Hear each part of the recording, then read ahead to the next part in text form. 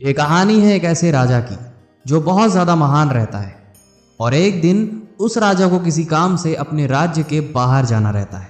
राजा को एक जहाज से जाना रहता है क्योंकि वहां पे पैदल जाने का कोई सोर्स नहीं था। राजा इतना ज्यादा दयालु और महान था, इसीलिए पूरा गांव उससे खूब सारा प्यार करता था। इसीलिए जब राजा वहां से जा रहा होता है तो पूरा गांव उसे छोड़ने के लिए आता है। और जब राजा अपने जहाज पे चढ़ने ही वाला होता है, तुरंत ही भीड़ में से एक आदमी आके राजा को ये कह के जाता है कि राजा जी, आपको जंगल में एक 2 फुट का आदमी मिलेगा जो कि आपको चुनौती देगा उससे लड़ने के लिए, लेकिन आप उससे लड़के उसको पराजित करके उसको जान से मार डालिएगा। और उसकी ये बात सुन के राजा अपने जहाज पे चले जाते हैं और फिर जहाज वहां से रवाना हो जाता है।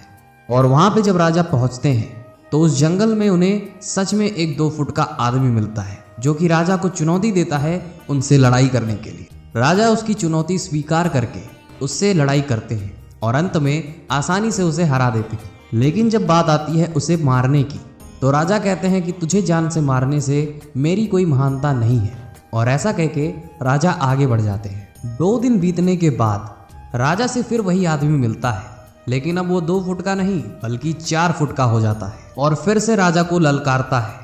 राजा फिर उसे हरा देते हैं, लेकिन उसे जान से नहीं मारते क्योंकि कहते हैं कि तुम्हें मारने में मेरी कोई महानता नहीं है। और ऐसा कह के राजा फिर से आगे बढ़ जाते हैं।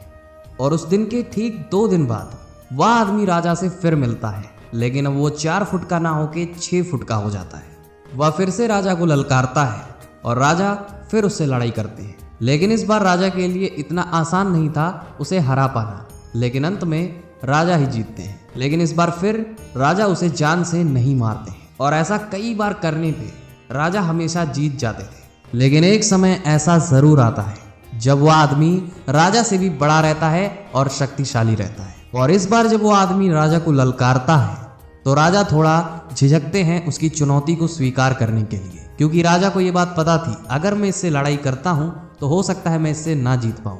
लेकिन राजा तो महान थे, वह उसकी चुनौती को स्वीकार करते हैं और जैसे तैसे करके राजा उसमें जख्मी हो जाते हैं। राजा का हाथ टूट जाता है, लेकिन अंत में उस व्यक्ति को हरा देते हैं। लेकिन इस बार राजा उस व्यक्ति को जिंदा नहीं छोड़ते हैं, राजा उसे मौत के घाट उतार देते हैं और उसके बाद वह व्यक्ति कभी नहीं आता है राजा के सामने। ऐसी ही होती है हमारी जिंदगी की मुसीबत।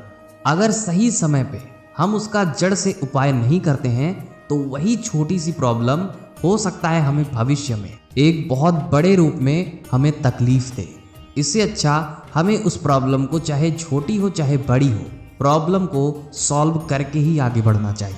क्योंकि हो सकता है जो प्रॉब्लम आज आपके लिए छोटी हो कल ना हो, या हो सकता है वही छोटी प्रॉब्लम की वजह से आपको एक बहुत बड़ी प्रॉब्लम का सामना करना पड़े। इसीलिए दोस्तों, अगर आप भी छोटी मोटी प्रॉब्लम को अवॉइड कर देते हैं तो ऐसा मत करिए, उसका जड़ से उपाय करना जरूरी है। दोस्तों, कैसी लगी आपको ये वीडियो कमेंट सेक्शन में बताइएगा, हम जानना चाहते हैं कि आपकी राय क्या है। और आज के लिए बस इतना ही था। अगर आप ये वीडियो YouTube पे सुन रहे हैं तो आप हमारे चैनल को सब्सक्राइब कर सकते हैं, और अगर आप ये वीडियो Instagram पर सुन रहे हैं तो आप हमारे पेज को फॉलो भी कर सकते हैं। मिलते हैं किसी और वीडियो में, अभी के लिए शाइनिंग ऑफ मोटिवेशन लाइफ।